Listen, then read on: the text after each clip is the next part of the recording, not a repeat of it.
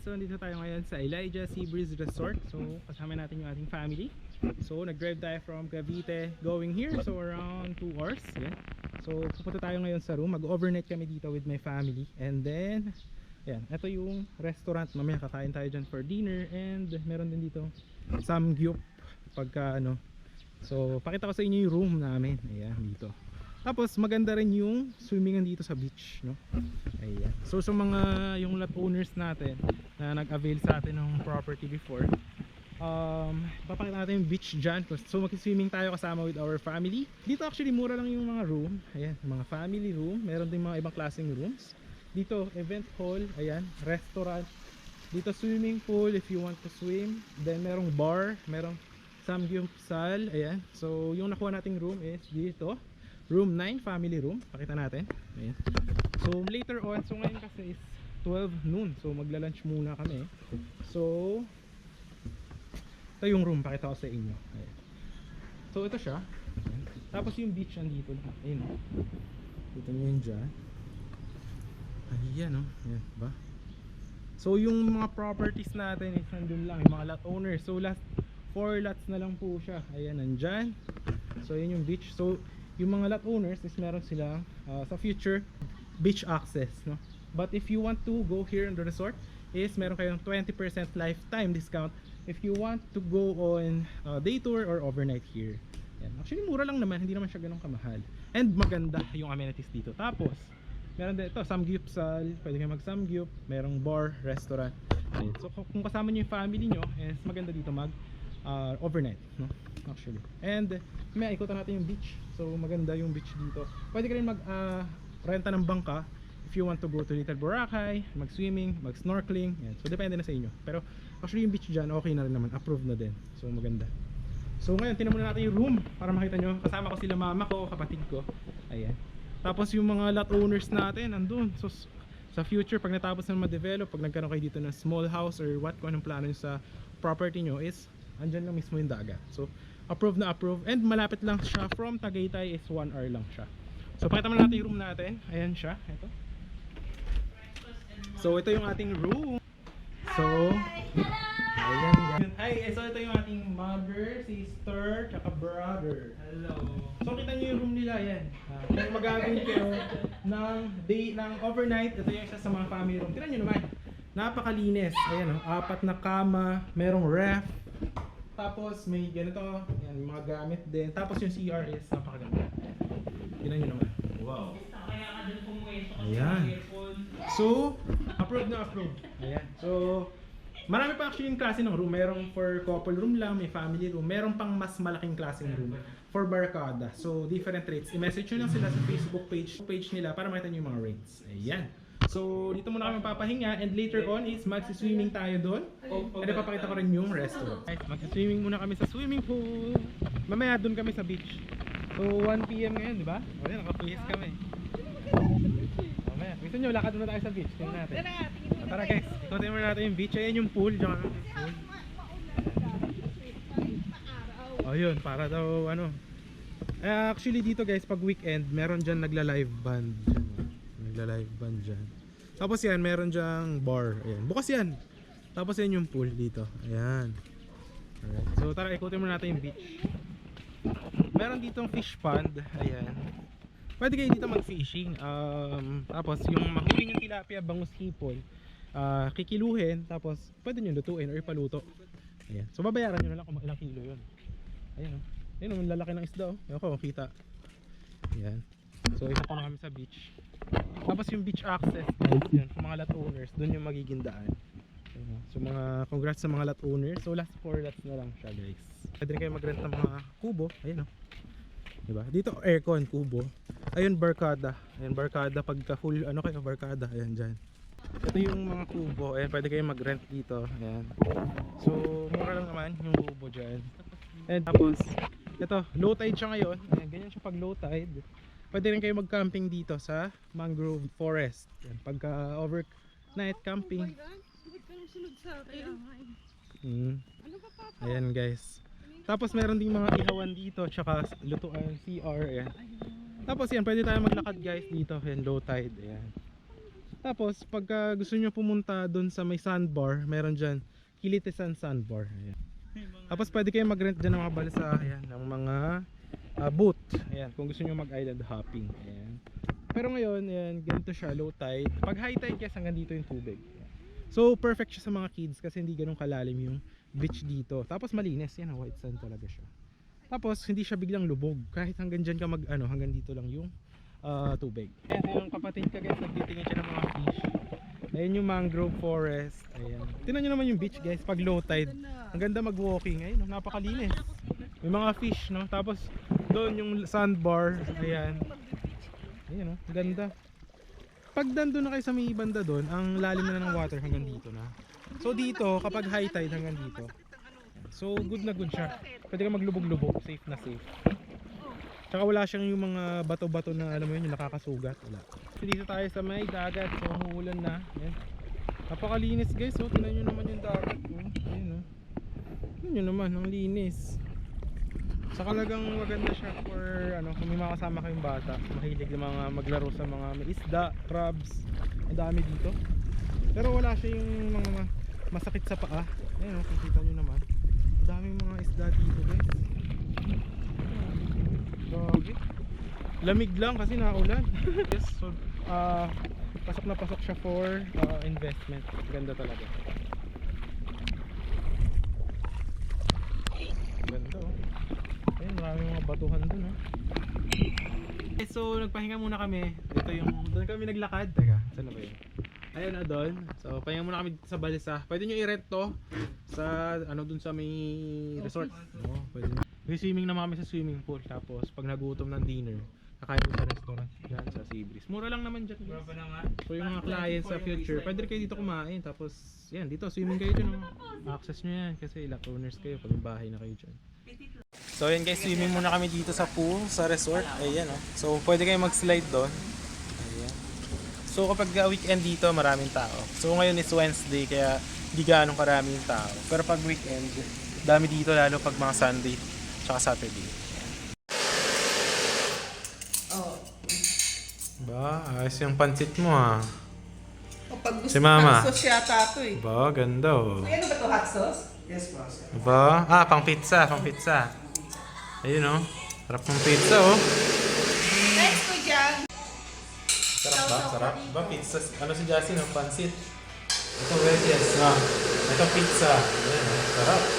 Meron pang mga drinks doon. Hey guys, so katapos lang natin kumain ng dinner doon dito sa Elijah Seabreeze Resort Bar and Resto. So, 1 out of 10, ano siya? Anong rate nyo? 1 out of 10, anong rate nyo? 10. 10! Si Mama. Sobrang sarap ng pagkain. Si Justin. Busog si Justin. At affordable ah. Mami, pahawak. Si Janelle, si Janelle. Pahawak. Ito, nilamon na yung lahat ng shake. Yung view. Gaya yung post. Yan o, kita nyo naman yung beach view. Napakaganda. Ayun o. Tapos yung mga lots natin is nandun lang. Ayun o, nandun. 0.6. Yan. Hindi naman, basta video na ako. So yung pool ngayon wala masyadong tao. Pero pag weekend, daming tao. Yan o. So napakaganda.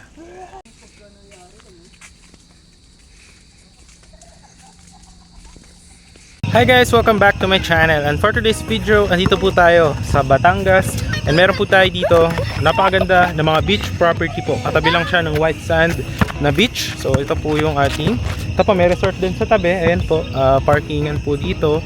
Ayan. So dito naman yung gagawin na guardhouse. Ayan.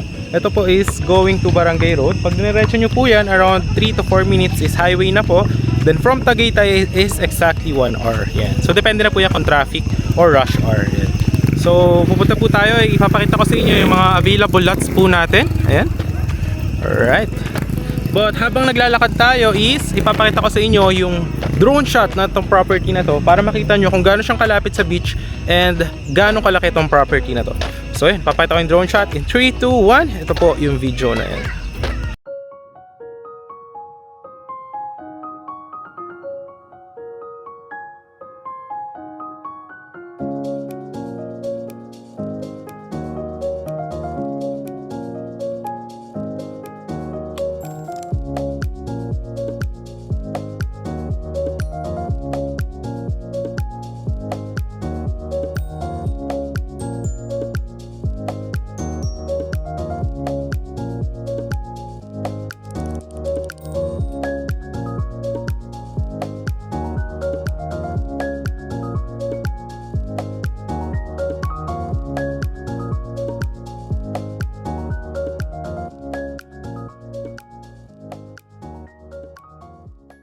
Guys, nakita nyo naman yung drone shot ng ating property. So, yan, undergoing construction siya right now. So, last 8 lots na lang po. Yan, so last 8 lots. Kung nakita nyo, ang dami pong nakapark. So, good siya for future. Pwede nyo siya ipa-Airbnb. Magawa kayo doon ng mga pool. Tapos, maliit na house. Then, ipa-Airbnb nyo. So, ganyan siya. Ayan, makita nyo naman yung parking dito. Ayan guys, so. Ayan. So, yan yung parking. Kasi hindi na kasya doon sa loob ng resort. Ayan, doon sa loob. Ayan. Alright. So actually dito, ayan o, nakita nyo yung mga concrete roads. Ganyan din yung gagawin doon sa mga available lots natin. So last 8 lots na lang siya. Ayan. Actually may mga ano dito, nagpapagawa na rin ng house. Ito makita nyo dito. Ayan guys o. So yan, yung nagpapagawa na ng house. Ayan. So any house design naman siya. Ayan, may isa bungalow. Ayan. So ayan, palabas yan dyan. So dyan yung magiging entrance. Ayan. Alright.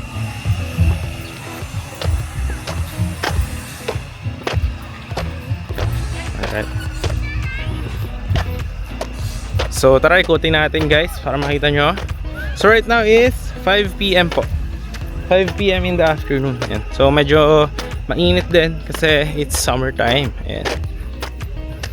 Tapos ito guys, itong property na to, perfect siya para sa mga naghahanap ng retirement or para investment property na mahilig ka sa dagat. Kasi yung mga lot owners dito is free access sila dito sa may white sand beach dito. Tapos gagawin pa yun ng exclusive na swim area for the lot owners. Ayan. So pakita ko sa inyo dito, ayan, undergoing construction. Ayan o. Alright. So yeah, kita nyo naman dyan. Alright.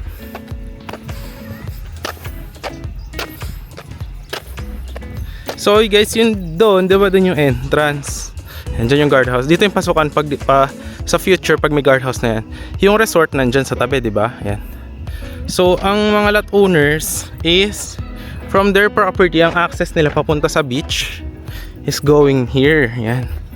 So dito po kayo dadaan. Dito. Yan. So dyan po yung magiging daan nyo. Alright. Tapos ngayon guys, so ngayon guys, mamaya ikutan natin yung access dyan. Makita nyo yung beach kung gaano kaganda. Actually, nakita nyo na yun sa drone shot. So maraming tao doon. And white sand siya. So ano dito, pwede ka actually sumakay ng bangka going to Little Boracay. Kung search sa Calatagan, Batangas, yan po isa sa mga sikat dito. So yung mga available natin ng properties around there. So pakita ko lang sa inyo. Alright. So yan, nakita nyo naman undergoing yung mga construction and drainage. Ayan, gagawin na rin yung concrete road. Yan dito. Yan dyan. Alright. So, ayan, nakita nyo doon yung diretso, di ba? Ayan, yung dyan tayo galing. So, yan, nandito. Ayan, undergoing construction yung mga concrete roads. Ayan.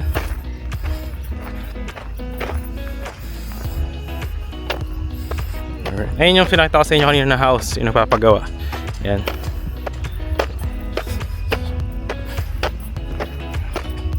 So, ayan yung drainage, makikita nyo dito. Ayan, no?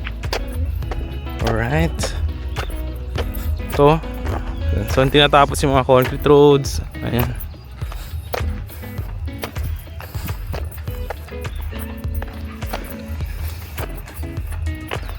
Actually maganda, no? Ayun yung sinasabi ko sa inyo na bungalow house.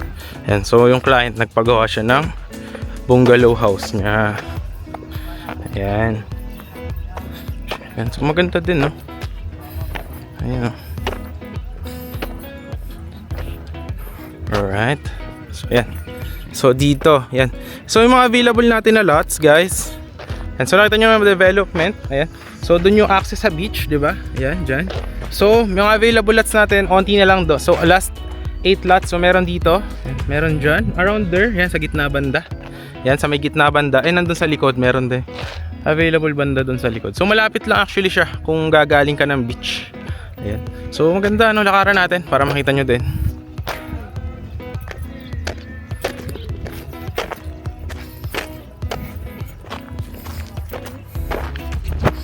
Ayan, o. Ito yung mga equipment. Ayan, o. Alright, so ongoing construction siya. Ayan. Alright. So habang naglalakad tayo guys, ipakita ko muna sa inyo yung mga sample natin ng mga finished projects. Ayan.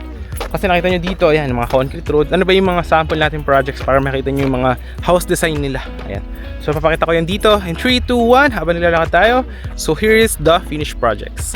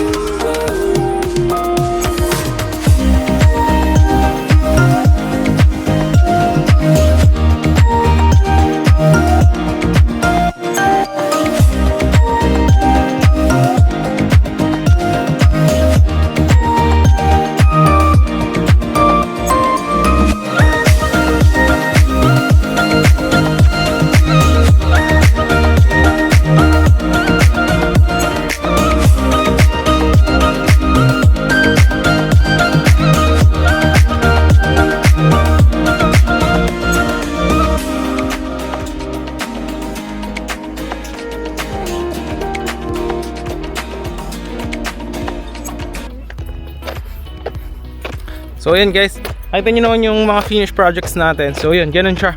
Any house design. So pwede nyo rin siya, eto, ipa Airbnb. Yan. So malapit na siya sa beach. Ayan lang, pwede nyo lakarin. Mga siguro 1 minute. Mga 1 minute ka maglakad, nandun ka na sa beach. Yan. Pero nga lang, eto, kailangan mo na matapos yung ating project. So tsaka kayo pwede makapag tayo ng any house design. Ayan. Pwede yung sa contractor sa labas, no? Pwede rin naman sa amin na. So yan, ito yung ibang available lots natin. Iba yung nandun sa likod. Yan. So undergoing lang yung ating concrete roads. Yan. So yan, may available dun sa may likod dun, oh. Yan dyan. Alright. So pakita ko pa yung ibang available lots. Yan. Yan. So kikita nyo yan dyan, oh. Ganda, no? So yan, may available lot pala dun. Dalawa. Yan. Dito may isa dyan. Gagawan dyan ng concrete road. Dito lang ko, wala na dito available. Doon sa may kabila, meron doon available 3. Tapos guys, may gagawan pa yan, 'di ba? May beach doon. So gagawan pa actually yan dito ng isa pang swim area sa mga lot owners around here. Nakaturo ko sa inyo. So dyan, around dyan, yan. Meron dyan na gagawing swim area. Kasi dyan na dagat na halos yan. May bakawan, tapos dagat na yan. So yung may available dyan na lots na malapit, doon may dalawa dyan. Yan. So malapit dyan sa may magiging access. Yan. So ngayon guys, kasi nakita nyo naman yung drone shot nya. Ngayon pupunta tayo doon sa beach para makita nyo yung mga beach natin, yung white sand. And patana natin resort kasi yung mga lot owners dito is lifetime 20% discount sila if gusto nila doon mag bar, swimming pool, overnight. Yan. So depende.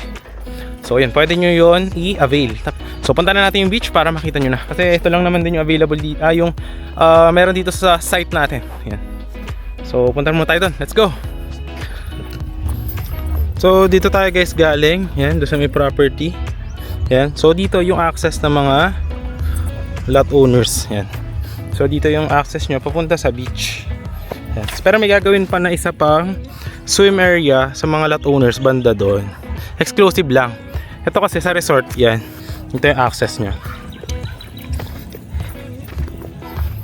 Yan. So medyo poise na tayo. Laki na nilakad natin guys. So pakita natin yung dagat. Tapos pwede rin kayo mga isda dito. Kasi mahuli nyo is babayaran nyo lang per kilo.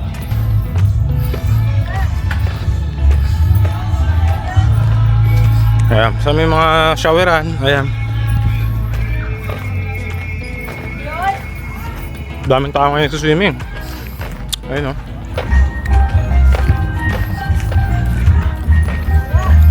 Ito yung campsite. Ayan. Ito yung resort.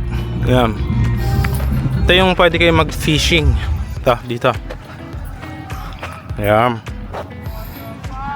Ayan.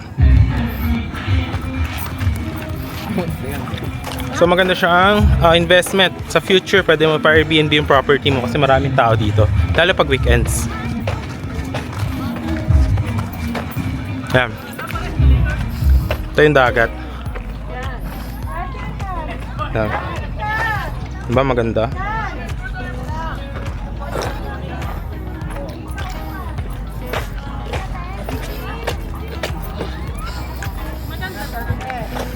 Yan, yung dagat.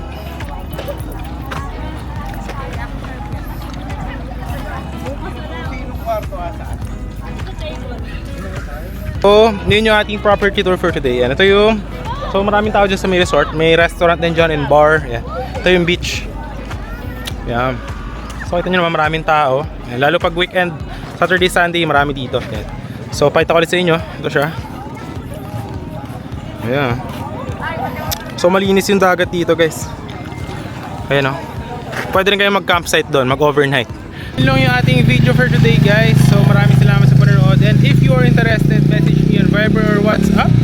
And hope that I could assist you and your family for the future or hindi man. And so sana maabutan nyo pa yung last na remaining lots natin na napakaganda investment malapit sa beach dito sa Calatagan, Batangas. So yun lang guys, maraming salamat sa panonood. And if you do like this one, can hit yung thumbs up, share mo to other people, and share mo sa ibang tao baka naghahanap sila ng property malapit sa beach. And so papakita ko lang na siguro at the end of the video yung simula dito papunta ng highway, no? So mga 3 minutes lang yun. So yun lang po, maraming salamat sa lahat and God bless po.